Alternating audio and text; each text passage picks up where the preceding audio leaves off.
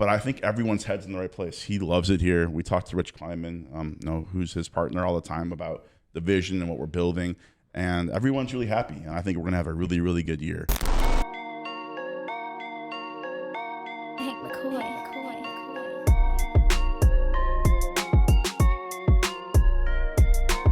Our writer would be upset if I didn't ask you about building around the big three and how that approach kind of shifted from last summer to this summer. I know Gerald brought up Tyus Jones. Yeah.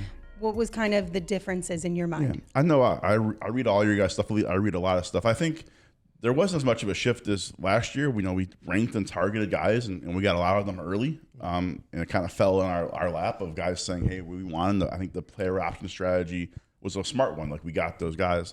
This year, it took longer. Like, Monty Morris took some time. Tyus took a lot of time. Mason we had to really work on. So it was still targeting our guys. I think, I read Gerald's turnover article. Look, I think the point guard thing is overplayed. Like, if you look at the turnovers, I do think the question is, how do you optimize our team? Like, that's really the question, is how do you get the best version of not just the big three, but the best version of Nurk and Grayson and Royce. And that's adding good talent. And Monty Morris and Tyus are really talented, proven NBA players. And I think the other piece is the market shifted this year, where I don't know, Tyus Jones and Monty the year prior probably aren't minimum players, right? And who knows? Mason Plumlee, same thing. He got $5 million from the Clippers. So part of it also was what's changed in the league. And we were opportunistic and kind of had our game plan, and it worked. I think it worked out for us, and we'll see how it goes into this year. But I like our depth. I think if you really look at our team, we have real depth across the board, and we feel good about that.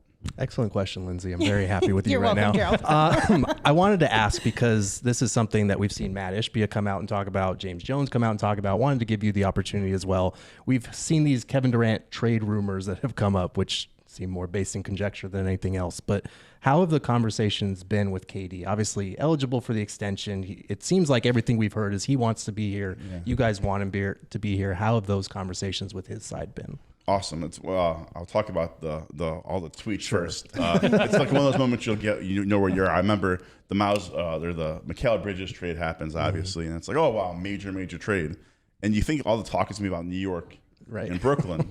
And then somehow, boom, Phoenix gets thrown into the mix because they traded our swaps with Houston.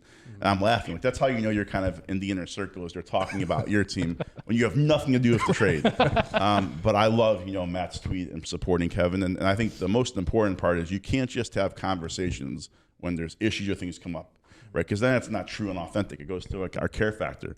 So I talk to KD all the time about how his life is, about the Olympics all the time. We're doing FaceTime audios and he's in Paris, and it's, again, the coolest thing for me. I'm talking to Kevin Durant about basketball. I pinch myself.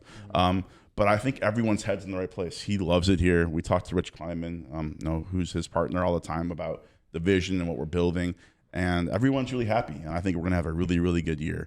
And Kevin's part of all the discussions about the vision for the team, all the stuff we're doing on the court, off the court. So the fact that we have all that dialogue, there's equity built into it. If you do those things, everything else will take care of itself. All right. We heard a lot of talk about the second apron over the last few years. Seems like you guys took that apron, put it on, and said, let's cook, right? And for me, has it provided more opportunity? It seems like you guys have found ways to use that to your advantage. Yeah, we can make a T-shirt. Like, we have now our second T-shirt. We can sell a second. I don't need these guys. You and I should get in business. Let's do it. I think everyone's still trying to figure out what the second apron means. I think that you have to feel like you have a really, really good team to go do what we're doing, and we feel good about that. The key is keep getting players and then retaining them, and that's where, getting Grayson and Nurk, of two legitimate starting level players that are on good contracts, is huge for us. The Royce O'Neal trade is critical for us, right? He was really good for us last year.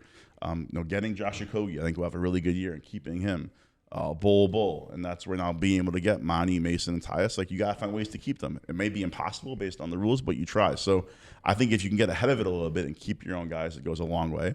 And then we're still figuring it out. I think the key is having a competitive team that you feel like can compete at the highest level, which we do. And you have all these different toggles you can mess around with, different trade assets. So we feel good about where it is now, but we're going to learn a lot more as we go through this year and see what teams do.